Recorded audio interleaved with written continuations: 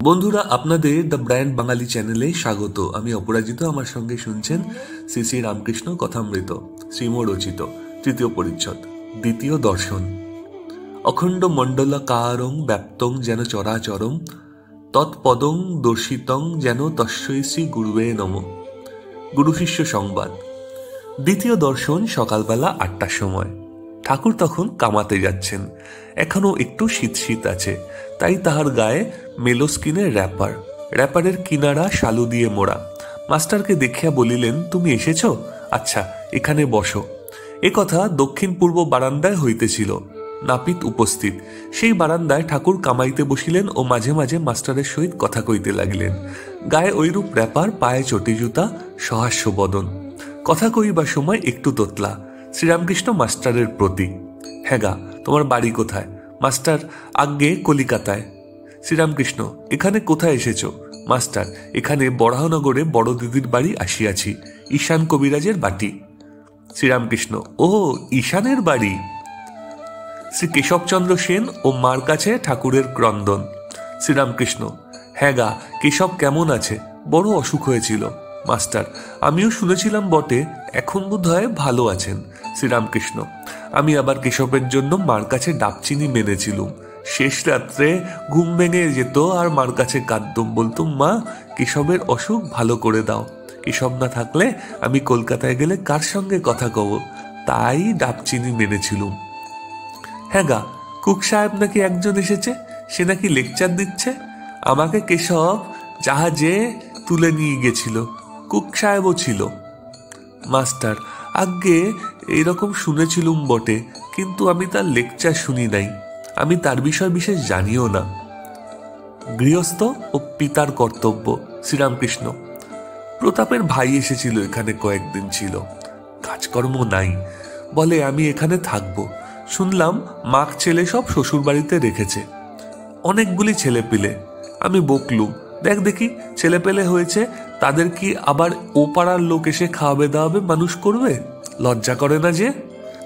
মাক ছেলেদের আর একজন খাওয়াচ্ছে, আর তাদের শ্বশুর বাড়ি ফেলে রেখেছে। অনেক বকলুম, আর কাজকর্ম খুঁজে নিতে বললুম, তবে এখান থেকে যেতে চায়। চতুর্থ পরিচ্ছদ।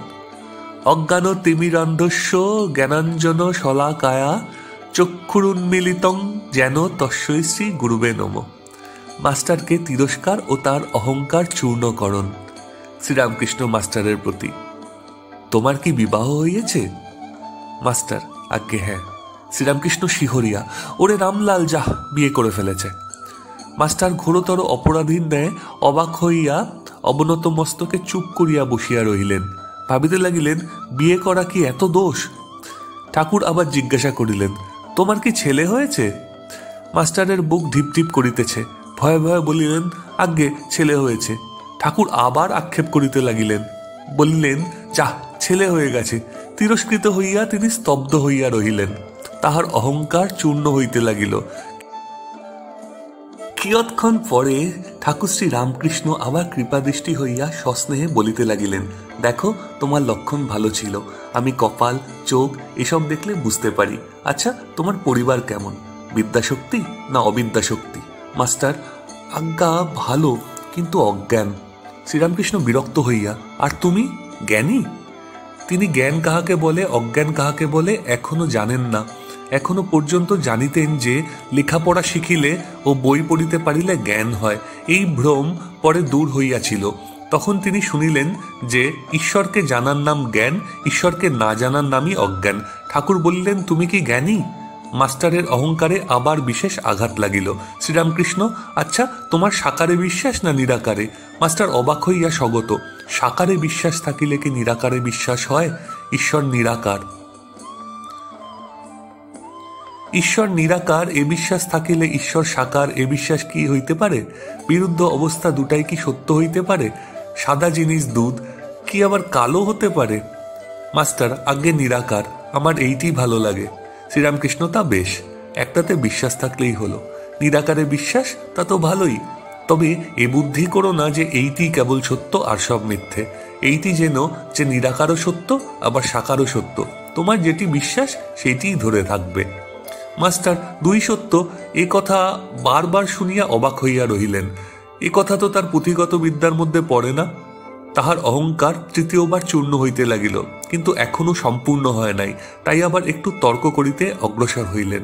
মাস্টার আজ্ঞে তিনি সাকার, এ বিশ্বাস যেন হলো, কিন্তু মাটির প্রতিমা তিনি তো নন। শ্রীরামকৃষ্ণ মাটি কেন গো, চিন্ময় প্রতিমা। মাস্টার চিন্ময়ী প্রতিমা বুঝিতে পারিলেন না। বলিলেন, আচ্ছা, যারা মাটির প্রতিমা পূজা করে তাদের তো বুঝিয়ে দেওয়া উচিত যে মাটির প্রতিমা ঈশ্বর নয়, আর প্রতিমার সম্মুখে ঈশ্বরকে উদ্দেশ্য করে পূজা করা উচিত। শ্রীরামকৃষ্ণ বিরক্ত হইয়া, তোমাদের কলকাতার লোকের ওই এক কথা, কেবল লেকচার দেওয়া আর বুঝিয়ে দেওয়া। আপনাকে কে বোঝায় তার নেই ঠিক, তুমি বুঝাবার কে হে? যার জগৎ তিনি বুঝাবেন।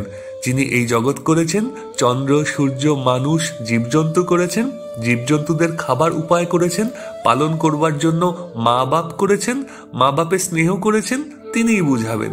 তিনি এত উপায় করেছেন, আর এই উপায় করবেন না? যদি বুঝাবার দরকার হয় তিনি বুঝাবেন। তিনি তো অন্তর্যামী। যদি ওই মাটির প্রতিমা পূজা করাতে কিছু ভুল হয়ে থাকে, তিনি কি জানেন না তাকেই ডাকা হচ্ছে? তিনি ওই পূজাতেই সন্তুষ্ট হন। তোমার ওর জন্য মাথা ব্যথা কেন?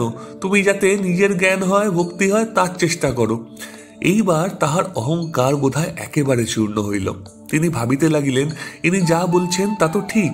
আমার বুঝাতে যাবার কি দরকার? আমি কি ঈশ্বরকে জেনেছি, না আমার তার উপর ভক্তি হয়েছে? আপনি শুতে স্থান পায় না, শঙ্করাকে ডাকে। জানি না শুনি না, পরকে বুঝাতে যাওয়া বড়ই লজ্জার কথা ও হীন বুদ্ধির কাজ। এ কি অঙ্কশাস্ত্র, না ইতিহাস, না সাহিত্য যে পরকে বুঝাবো? এই যে ঈশ্বর তত্ত্ব, ইনি যা বলছেন মনে বেশ লাগছে। ঠাকুরের সহিত তাহার এই প্রথম ও শেষ তর্ক। শ্রীরামকৃষ্ণ, তুমি মাটির প্রতিমা পূজা বলছিলে, যদি মাটিরই হয় সে পূজাতে প্রয়োজন আছে। নানা রকম পূজা ঈশ্বরই আয়োজন করেছেন। যার জগৎ তিনি এসব করেছেন অধিকারী ভেদে। যার যা পেটে সয় মা সেই রূপ খাবার বন্দোবস্ত করেন। এক মার 5 ছেলে, বাড়িতে মাছ এসেছে, মা মাছের নানা রকম ব্যঞ্জন করেছেন। যার যা পেটে সয়, কারোর জন্য মাছের পলোয়া, কারোর জন্য মাছের অম্বল, মাছের চচ্চড়ি, মাছ ভাজা, এই সব করেছেন। যেটি যার ভালো লাগে, যেটি যার পেটে সয়। বুঝলে? মাস্টার আজ্ঞে হ্যাঁ। বন্ধুরা, আমি অপরাজিত, আর আমার সঙ্গে দ্য ব্র্যান্ড বাঙালি চ্যানেলে শুনছিলেন শ্রীম বিরচিত শ্রী শ্রী রামকৃষ্ণ কথামৃত। দেখুন, ঈশ্বর সম্পর্কে জাতি ধর্ম নির্বিশেষে শ্রীরামকৃষ্ণ অতদিন আগে যে কথা বলে গিয়েছিলেন, তার থেকে জ্ঞানের কথা, তার থেকে সত্য কথা, তার থেকে পুরো এই রিলিজিয়াস ফিলোসফির সারবত্তা আর কেউ শেয়ার করে উঠতে পারেননি। এমন প্রাঞ্জল ভাষায়, এমনভাবে ব্যাখ্যা করে কেউ বুঝিয়ে বলেননি। এই তথ্য, এই কথাগুলি ভাগ্যিস শ্রী মহেন্দ্রগুপ্ত লিপিবদ্ধ করেছিলেন তার শ্রী শ্রী কথামৃততে। না হলে আমরা জানতেই পারতাম না যে কি গূঢ় তত্ত্ব এই সরল সহজ মানুষটি, অসাধারণ মানুষটি, এই দেবতুল্য মানুষটির মুখ থেকে নিঃসৃত হয়েছিল। তাই জন্যই কথামৃত। আর সমস্ত বিবাদ এখানেই কিন্তু, ধর্মের বিবাদগুলো এইখানেই কিন্তু চূর্ণ নস্যাৎ হয়ে গিয়ে যত মত তত প্রতিষ্ঠিত হয়। তৎসত্ত্বেও মানুষের মধ্যে আজও এতদিন পরে কেন এত হানাহানি ধর্মের বিষয়কে কেন্দ্র করে, ঈশ্বরকে বিভাজিত করে? সে একমাত্র ঈশ্বরই বলতে পারবেন।